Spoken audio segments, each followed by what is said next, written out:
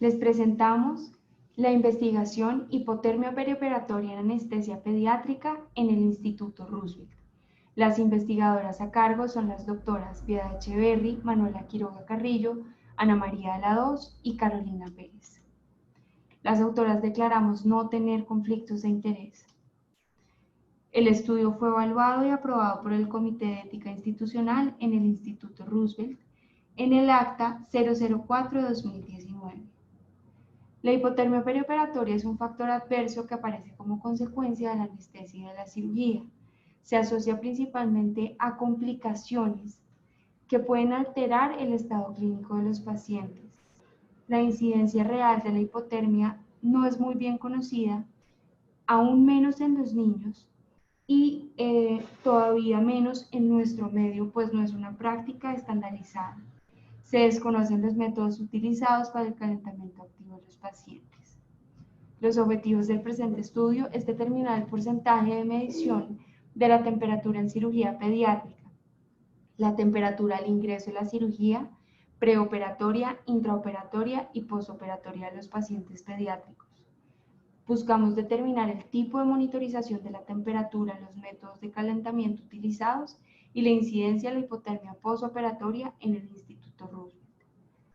Por último, buscamos explorar las principales causas por las cuales no se realizó la monitoría de la temperatura en estos pacientes.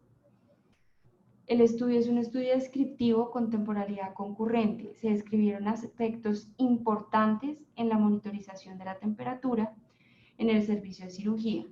Por ejemplo, el porcentaje de monitorización de la temperatura, las razones por las cuales no se realizó este procedimiento, el comportamiento de la temperatura de los niños sobre el tiempo quirúrgico, las medidas de calentamiento activo utilizadas y la incidencia de la hipotermia postoperatoria. Se construyó un cuestionario en la plataforma virtual REDCap que incluía datos sociodemográficos, el responsable del diligenciamiento de la encuesta, anestesiólogo a cargo, si se monitorizó la temperatura, posición del termómetro, la temperatura de la sala, la temperatura inicial del paciente, la temperatura a los 30 minutos, a la hora, hora y media, 2 horas, 2 horas y media, 3 horas, 4 horas, 5 horas, 6 horas y temperatura final, duración del procedimiento quirúrgico y la utilización de métodos de calentamiento. Es importante que se pedía a las personas que realizaban estos registros que explicaran la razón por la cual no se monitorizó la temperatura y si llegaron a utilizar un método de calentamiento que especificaron cuál fue ese método. Se realizó una capacitación al personal, una prueba piloto de 2 semanas y luego se inició con el registro de los pacientes por 4 meses. Fue necesario realizar auditorías semanales por pérdida de datos. Los resultados en la caracterización de la monitoría de la temperatura en el paciente quirúrgico pediátrico se encontraron 381 registros, de los cuales 40 registros eran pacientes entre 1 y 23 meses, 94 entre 2 y 5 años, 145 entre 6 y 11 años y 102 entre 12 y 18 años. Por otro lado, 157 de estos pacientes eran de sexo femenino. El sistema de clasificación ASA se encontró distribuido de la siguiente manera. ASA 1, 63.8%, ASA 2, 4.2%, ASA 3, 0.3% y ASA 4 y 5 no tuvieron registros. Al 53% no se le realizó la monitoría de la temperatura por las siguientes razones. Procedimientos quirúrgicos menores en un 80.6%, no disponibilidad de termómetros 7.5%, olvido 6.2%, fallas en el equipo de monitoreo un 1.35% y otras razones 4.4%.